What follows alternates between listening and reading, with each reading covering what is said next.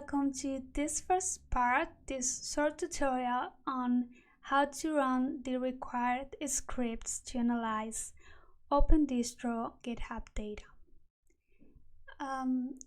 As you can see, all the resources we're gonna need are stored in a GitLab repo.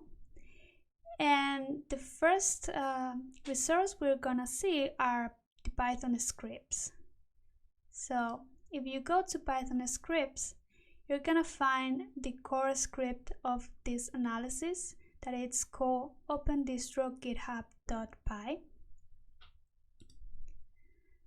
So here we can see a set of functions created to gather the data, transform the data, and get all the data into an Elasticsearch instance. So as you can see, what we first do is to create an index name that we will need for our Elasticsearch instance, where all the data will be stored. And then we can find the two first functions that are related with getting data from the GitHub API, that we do that using Perceval, that it's a GitLab, part of the GitLab toolkit, and open source tool specialized in analyze software development activity. So the first functions extracts pull request data. Here are the data I extracted. There are two last ones are times to close days and time to merge days, that I give them a customized function from another script that we will see in a while, in order to get this time to close in days and this time to merge in days that the GitHub API doesn't provide. Then we have another function that extracts the issues data, and same as happens in pull requests, we have a new data structure is that it's time to close days. After that, we have another function that it's transform item function, that what it does is to transform time data so Elasticsearch can actually get this data. Then we have a new function called owner repositories.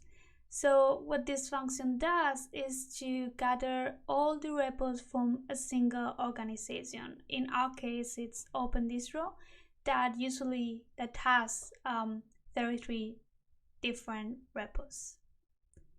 And finally, I create a main function, and here is where I call an Elasticsearch instance and load the mapping JSON file needed, so Elasticsearch won't drop you an error or something, and starts storing the data in bulk. So the process that it does is, once the whole repo is analyzed with all the pull requests and issues, it would I call the bulk function from helpers library, that it's on Elasticsearch, here,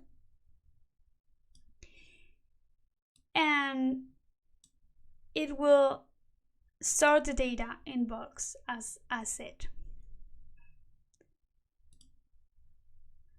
Then we also have two different scripts, GitHub enrich.py. This is the script I already mentioned, that is the one that transforms the data to get the time to close and time to merge in days. It's a really short script. And the special metrics.py are a set of queries for special metrics once we have the data into an Elasticsearch index, we can use Elasticsearch DSL to perform those queries. And the main goal of this is to once those metrics are created, we can visualize it in a data visualization using Plotly. Okay, so this is the first part of this tutorial. And next section, we will see the two other resources needed for this analysis that are related with data visualizations and survival analysis curve. So see you in a while. Bye.